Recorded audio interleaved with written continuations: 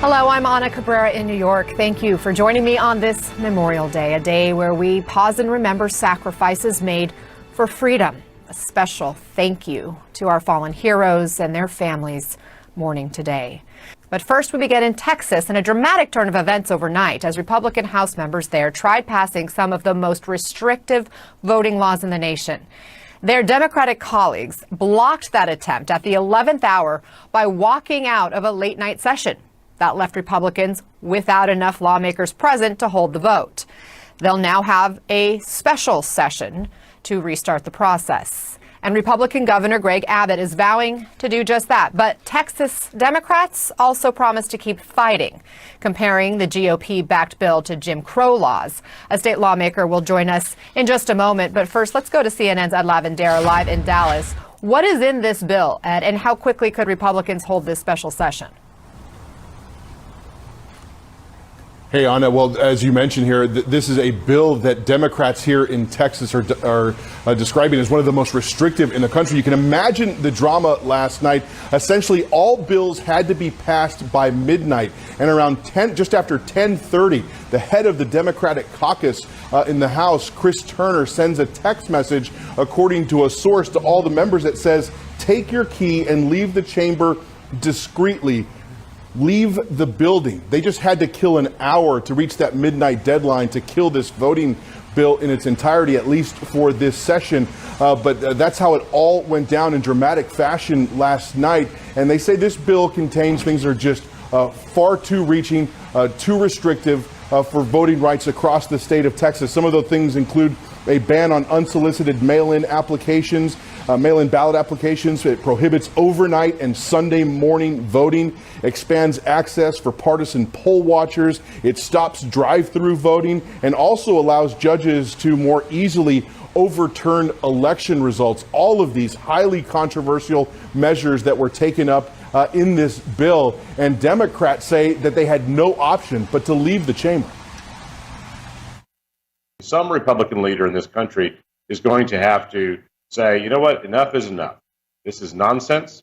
This is based on a lie. Maybe Governor Abbott will reach that realization here in Texas. But if he doesn't, and he calls a special session to pass vote suppression legislation, we're going to fight him every step of the way. We're going to fight Republicans every step of the way. And we're going to do whatever it takes to continue to stop, slow down, and mitigate this legislation. Republicans in the state house very critical of Democrats for quote choosing to vacate their constitutional duties in all of this. And Anna, it isn't the first time that Democrats here in Texas, they have been in the minority for almost 3 decades here in Texas. So this isn't the first time this has happened. It actually happened in 2003 during a fight over redistricting. Democrats left the state, went to Oklahoma so that there couldn't be a quorum.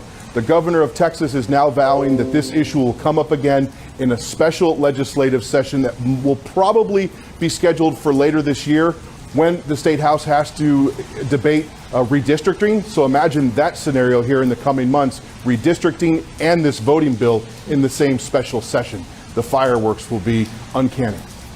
And yet you point out how Republicans have been winning in Texas for decades. It makes you wonder why they need to change the rules at this point, especially given there has been no evidence of any voter fraud that would suggest that this is a necessary change. Ed Lavendera, thank you for staying on top of it. My next guest is a Texas state senator who has been fighting against this bill. Listen.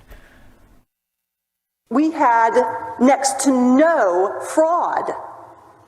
And that's been documented at the federal level and the state level. If anything, we should be building on that innovation that made the 2020 election cycle so incredibly successful.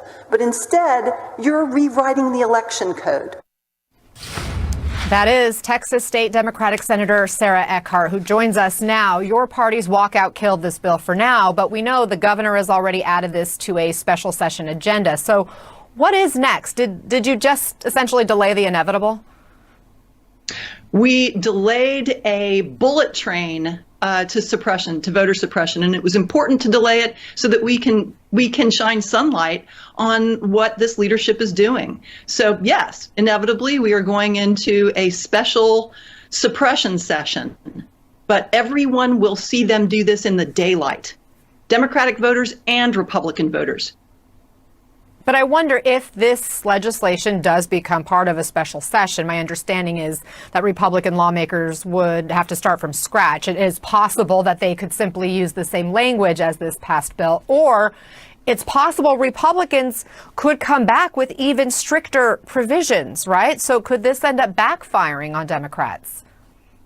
If it comes back with stricter provisions, the responsibility and the accountability will be on this leadership, on Governor Abbott and on Lieutenant Governor Dan Patrick.